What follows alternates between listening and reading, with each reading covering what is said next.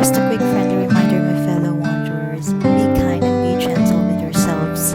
When we get so caught up with the pressure of making both ends meet, we tend to forget to live life. Life has so much more to offer. Go out, have fun, travel, take that vacation you've always dreamed of, and discover new things.